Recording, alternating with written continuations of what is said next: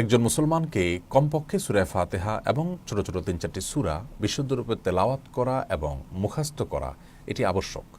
কারণ ৫ ওয়াক্ত সালাতে আমাদেরকে নিয়মিত কমপক্ষে এইটুকু তেলাওয়াত করতেই হয়। অতএব কোরআনে কারীমের এইটুকু অংশ প্রত্যেক মুসলমানের জন্য বিশুদ্ধরূপে তেলাওয়াত করা এবং সেটি মুখস্থ করা এটি জরুরি বা আবশ্যক।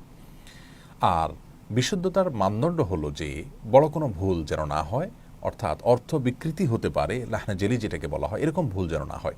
সেরকম ভুল আমাদের তেলাওয়াতে আছে কিনা, এই সূরাগুলো তেলাওয়াত করতে এরকম ভুল হয় কিনা, সেটি আমরা কোনো আলেম, হাফেজ বা কোনো কারিকে আমরা শুনিয়ে দেখতে পারি। তিনি যদি কোনো বড় ভুল বা লাহনা জেলি আমাদেরকে ধরিয়ে দেন, তাহলে সেই অংশকে শুধু সংশোধন করে নিলেই আমরা বিশুদ্ধরূপে কোরআনে কারীমের তেলাওয়াতের যে মিনিমাম দায়িত্ব আমাদের উপরে আছে, মিনিমাম যে অবশ্য কর্তব্য আছে, সেটি আমরা আদায় করে ফেললাম। আর এছাড়া পুরো কোরআন শুদ্ধরূপে তেলাওয়াত করতে শেখা এটা প্রত্যেক মুসলমানের জন্য ফরজ বা ওয়াজিব নয়।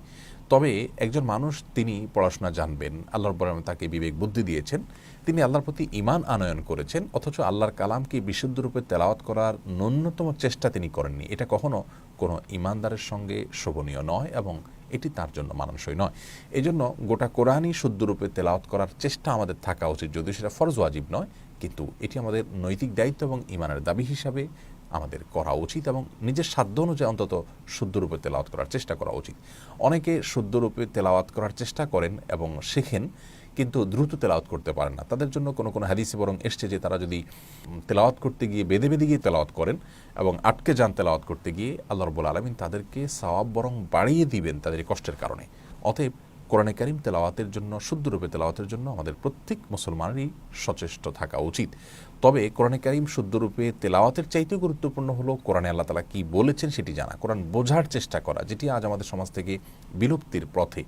কোরআন বোঝার ন্যূনতম চেষ্টা প্রত্যেক মুসলমানের থাকা উচিত। আল্লাহ রাব্বুল আলামিন আমাকে কী নির্দেশনা দিয়েছেন কোরআন জুড়ে, কোরআনের সেই নির্দেশনাগুলো জানা, বোঝা এবং সেগুলো নিজের উপলব্ধিতে আনা, আমলে আনা প্রত্যেক মুসলমানের জন্য অবশ্য কর্তব্য। কোরআন শুধুমাত্র আল্লাহ তাআলা তেলাওয়াতের জন্য দেননি, আমরা তেলাওয়াত করব, প্রতি অক্ষরে আমরা আল্লাহ তাআলার কাছ থেকে 10টি করে সওয়াব বা বিনিময় পাবো এবং সেটি না বুঝে তেলাওয়াত করলেও পাবো, কিন্তু বুঝে যখন তেলাওয়াত করব তখন আমরা আমল করতে পারবো। এই জন্য কোরআনে কারীমের প্রতি আমাদের তেলাওয়াতের ক্ষেত্রে মিনিমাম দায়িত্ব হলো যে বিশুদ্ধরূপে কমপক্ষে ওই যে সূরা ফাতিহা এবং ছোটো ছোটো সূরাগুলো, এগুলো আমাদেরকে শিখতে হবে এবং মুখস্থ করতে হবে, যেহেতু সালাতে পড়তে হয়, এটা আমাদের জন্য আবশ্যক।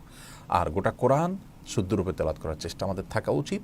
আর বুঝে কোরআন পাঠ করা বা কোরআনকে বোঝার চেষ্টা করা, এটি আমাদের জন্য আরও বেশি গুরুত্বপূর্ণ কর্তব্য।